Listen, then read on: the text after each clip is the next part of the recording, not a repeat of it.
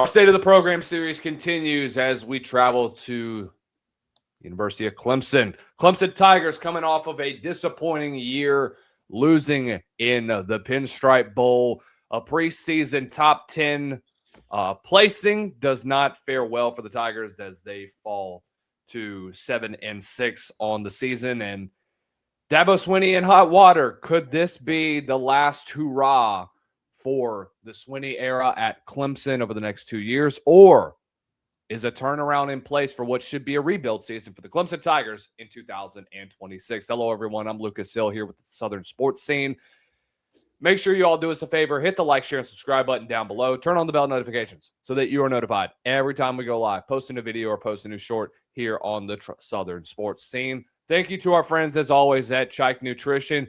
Get the day started with a healthy thing of coffee with 20 grams of protein, 1 gram of fat, and 1 gram of sugar. You will get the day started off right and getting closer to your fitness goals. Also, thank you to our friends at FrostBuddy.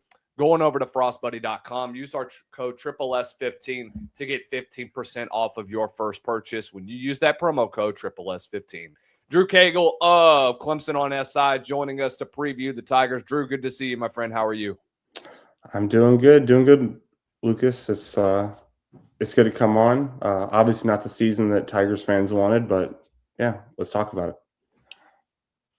You start off the year preseason number 4, number 5, and you come out the gate.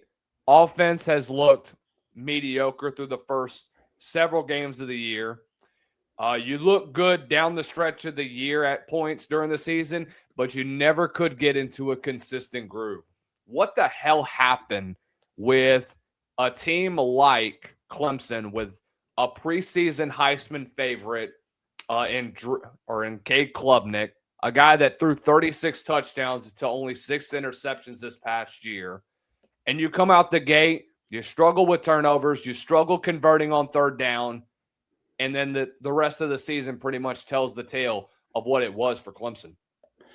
I mean, it was a little bit of everything. Some games turnovers, some games the defense really started to struggle, especially, you look at the LSU opener, for example. Defense, you only allow, an LSU offense that wasn't fantastic this past year, obviously, but you hold them to 17 points at home, prime time, 10 out of 10 stadium atmosphere. The offense only scores 10 points.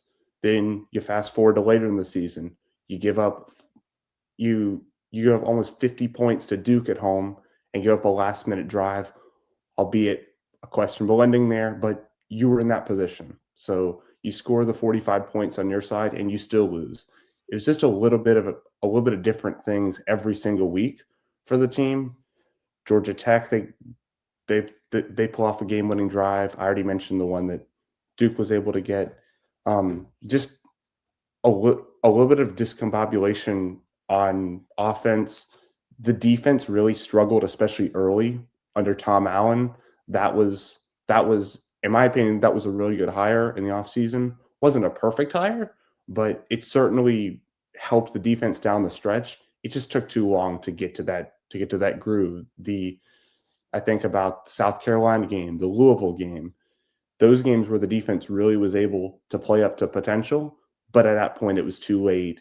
The offensive struggles had really hampered the team, and they were going to the Pinstripe Bowl. So some mistakes in all areas, honestly, as cliche as that is to say.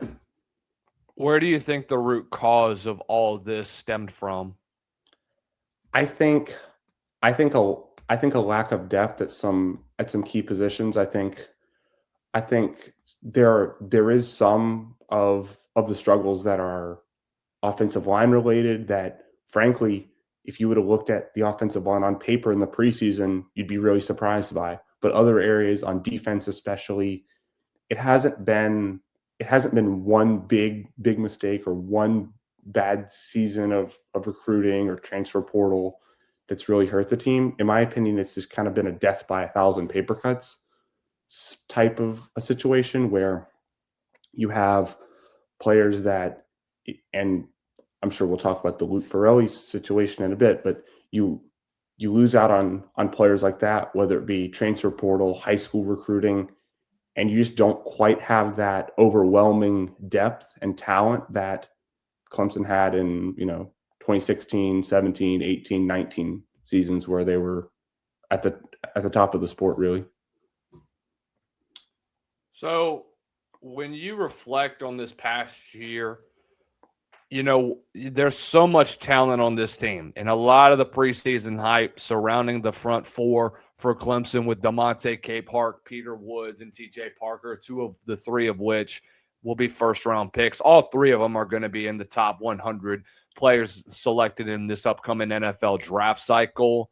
You have a secondary that has some weak points, but I think with guys like Avion Terrell, thought he had a solid last year.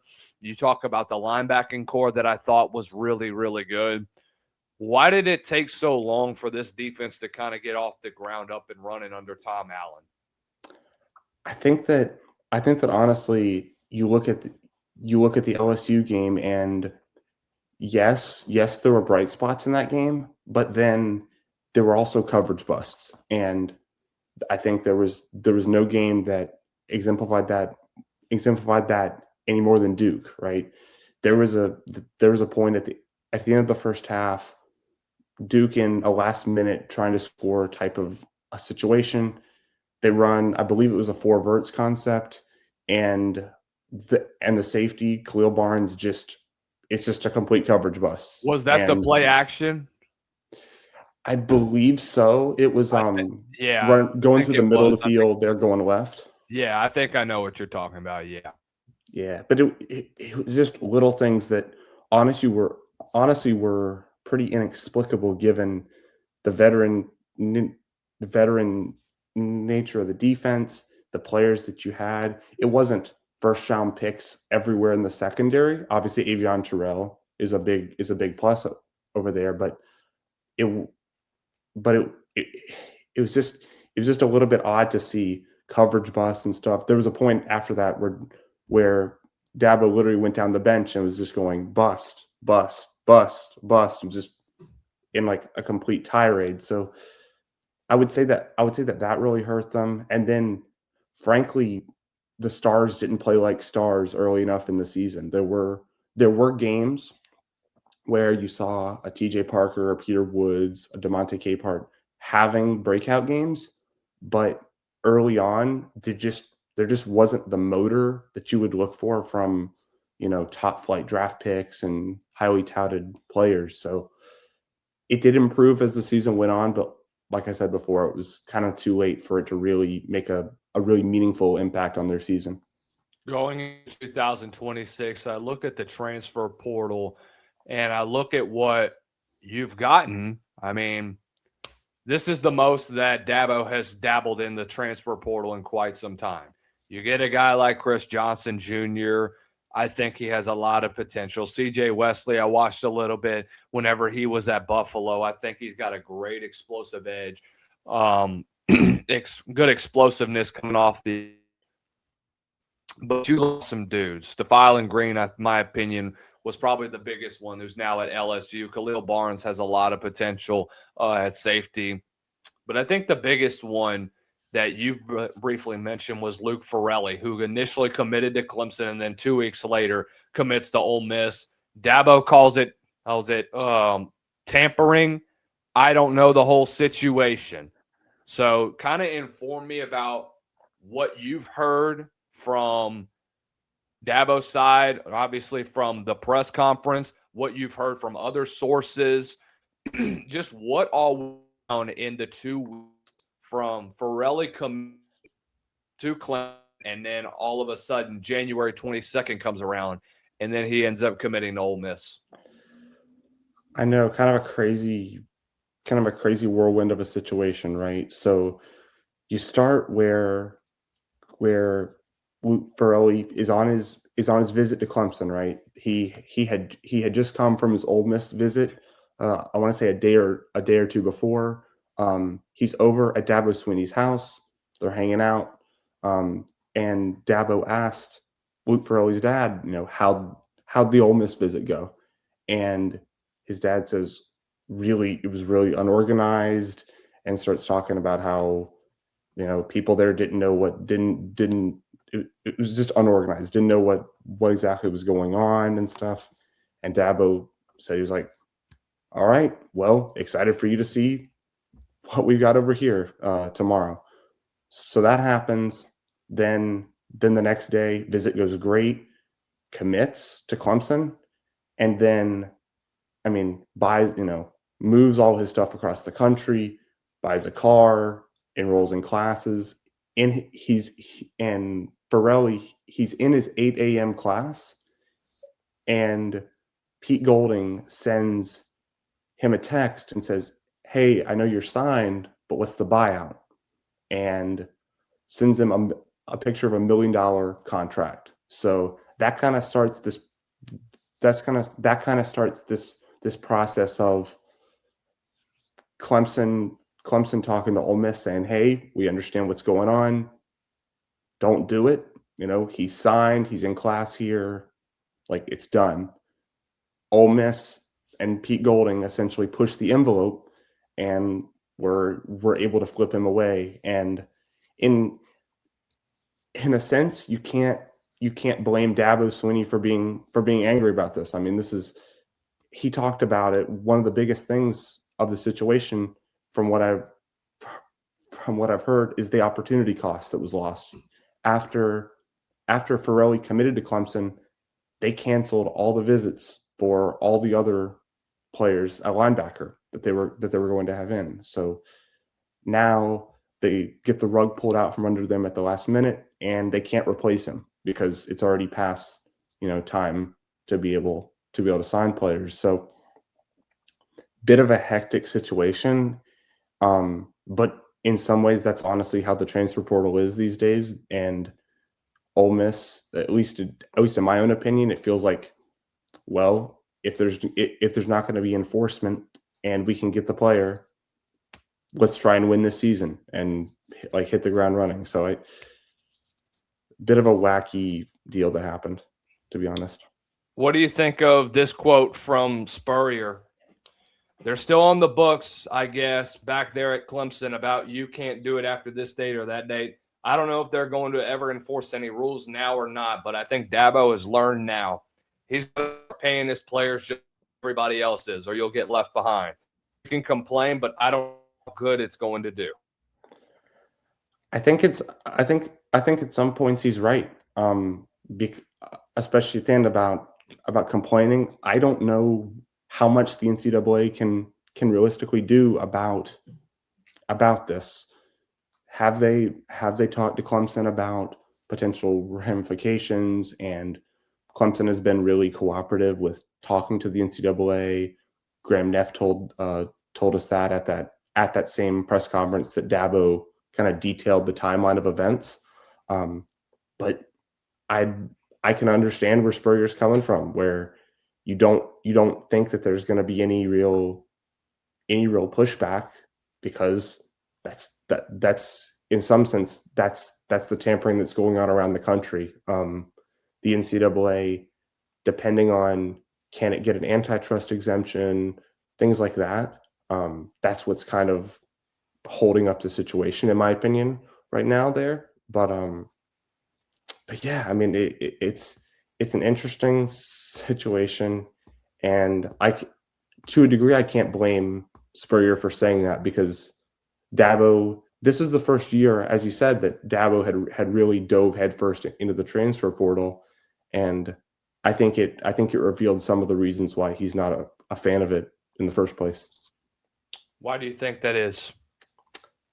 I think one of his phrases that he likes to use with player development is putting a player in the crock pot, right? Getting a player as a freshman, developing him little by little by little by little over the 4 years that he's there, or 5 years, however long. And that's what's won him titles. He's seen the fruits of that with a Taj Boyd, with a Deshaun Watson that came in, weren't necessarily the starter right away at quarterback, but were able to develop and put in the time and eventually become some of the best players in the program. ultimately, though, that's just not for everybody these days. There are many, many programs. I mean, you look at like a Penn State, for example, that you hire Matt Campbell, and then there's just an influx of players out of the transfer portal that just follow the coach right over. So there are it is a unique environment with that, but I can I can and I can see where Dabo's coming from, but I think that this season was a big first step towards really embracing that change in the transfer portal, though. You enter 2026 and you're now entering what I would consider to be a rebuild year. You have lost multiple draft picks over the last 2 seasons. In my opinion, this is the first time you're really entering a quarterback controversy of some sorts. I wouldn't necessarily say 17 was one because I thought Kelly Bryant was the clear front runner. You didn't really have much depth other than him. I would say this is the first real quarterback competition that Dabo is going to have in his entire career between Chris Vizina and a multitude of other quarterbacks. Just discuss like what they showcase, like what they've done throughout, just in their spare playing time at Clemson, what they've showcased in high school. Who do you think is going to come out on top? I think ultimately it's going to be Christopher Vizina's job.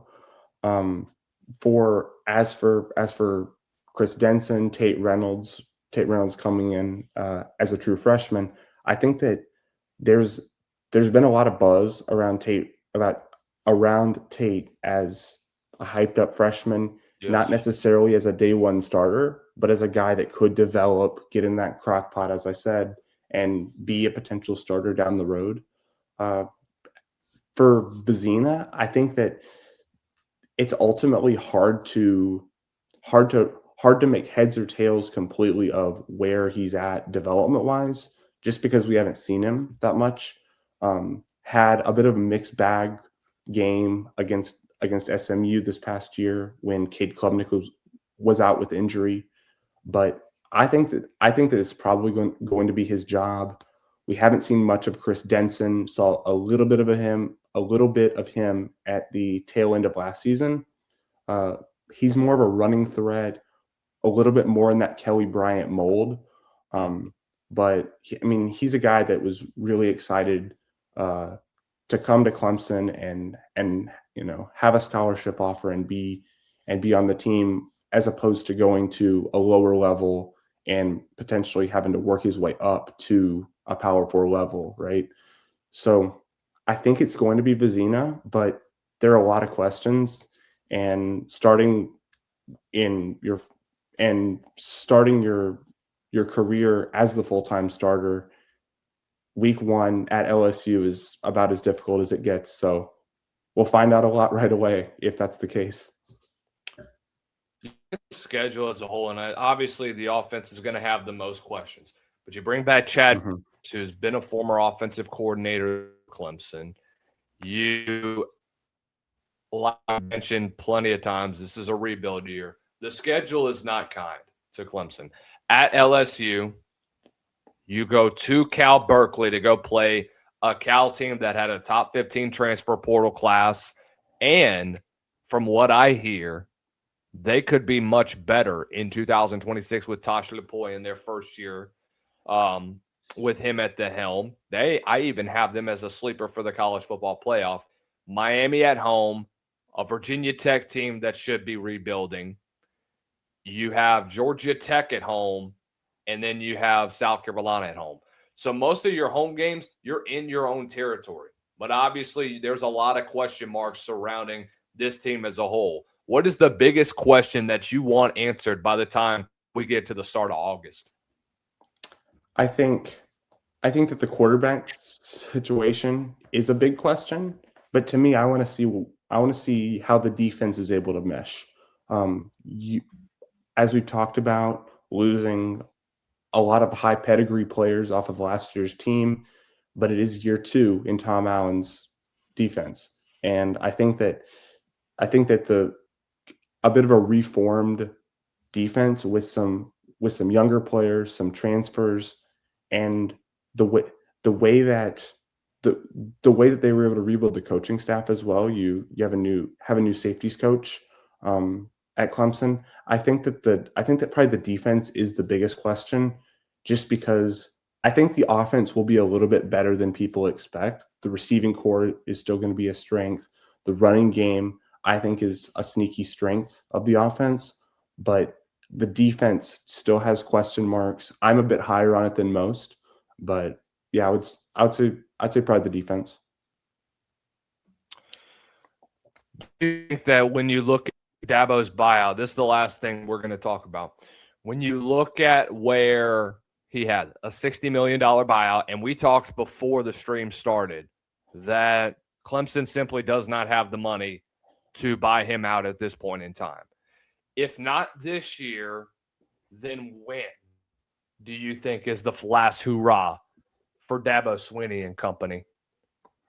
I think that this season and next season are probably pretty much guaranteed at this point. I wouldn't expect any major changes in the program until this current wave of players in the next 2 to 3 years have really had their chance to make their mark. Obviously last season that was a big push, right? Brought back a ton of experienced players, a senior quarterback, a lot of experienced defensive players, particularly, and it didn't work out. Now you're, as we talked about, in a bit of an unknown situation, a little bit of a rebuilding type of year.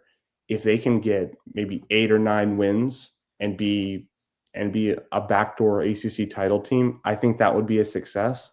The fan base would not take that as a success in some ways because of the expectations that Dabo has helped build. But I think that you're still a couple years away from seeing any major wholesale changes. I mean, Dabo has made small changes with coordinators and things like that to try to push the right buttons. They haven't all worked. Some have, some haven't. But I still think we're a little bit a ways from him being truly in trouble with job security. Let's see what happens with Clemson in 2026. Drew Cagle of Clemson on SI joining us. Drew, where can we find your work, my friend? I appreciate you having me on. And you can find me on Twitter at _DCagle, CAGLE is the last name. And I'm also on YouTube. So check that out. Starting to pump out some content, some behind the scenes, some podcast content, some videos. So check that out. Guys, thank you all for joining us once again here on our State of the Program series discussing the Clemson Tigers. Make sure you all do us a favor, hit the like, share, and subscribe down below. Turn on the bell notifications so that you are notified every time we go live. We're on the road to 200 subscribers, guys. We just hit 100 about a week and a half ago. So, guys, make sure you all do us a favor. Share this video. Tell 5 friends around you that we are producing some of the best content available here around the internet, around all things college football. So, guys, stay in the know, be in the know. Thank you guys for tuning in. This has been the Southern Sports Scene. Y'all have a good one.